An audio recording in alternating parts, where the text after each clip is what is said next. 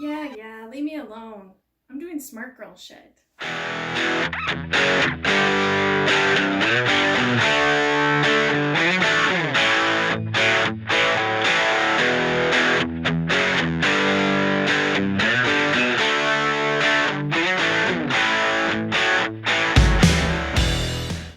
Tea, not wine or beer.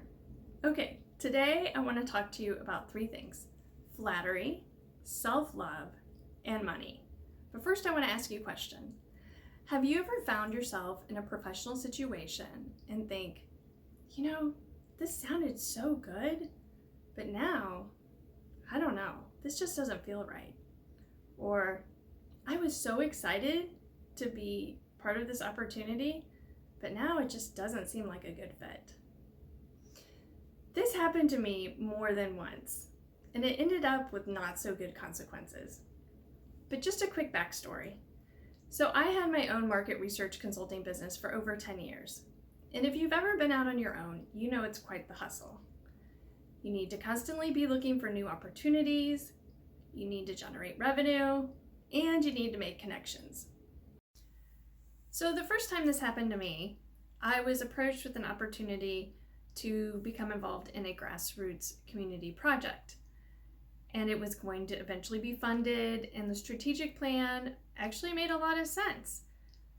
But the catch is that there was some preparatory work that had to be done before we could fully launch. Well, it was going to impact my community in a positive way. I was interested in the subject, so I said, sure, I'll be involved.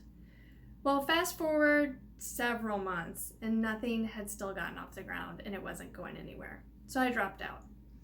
Then, in thinking about it, I thought, Ursula, probably not the best decision, but you win some, lose some. So fast forward a couple of years, I find myself in major situation number 2. And that was to lead a volunteer organization that was involved in supporting business owners. Again, something I'm very interested in doing as a business owner. And they needed someone to run it. So I said, okay. A year and a half later, I finally got out of it. So then I really had to look and say, what was in common with these two scenarios that led me to make such poor decisions? And the thing I came up with was flattery. And you know how much I love words. And this is for my sister, so we're going to go to the dictionary again and say flattery, the act or practice of flattering, something that flatters, insincere or excessive praise, and then the last one, a pleasing self-deception. So here's what professional flattery may look like, or should I say sound like. Well, we immediately thought of you. You would be a key member of our team. You just have the best and most unique skill set, and that's just definitely something we need here. Well, we just knew that you were the right person for the job. So, unfortunately, at the time that these opportunities came up, I was also a burnt out business owner who hadn't spent a lot of time in self-care. So that means I was empty, I was looking for recognition, and I was looking for any kind of hustle that was going to put my business in forward motion. And while I was soaking it up like a dry sponge, I missed what happened next, and that was the short change. So while they built me up, then they said, oh, but we can't pay you. We can't pay you for the prep time. We can't pay you for your full rate. This is a volunteer position, but you'll get exposure, so on and so on. And here's what I've learned.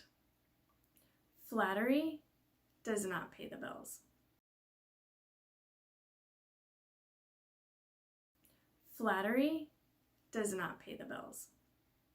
And while it may feel good, self-love feels better and won't make you vulnerable to people using flattery to get you to shortchange your professional worth. That we need to spend the time and energy filling ourselves up with as much self-love as possible. 1, because we just deserve it.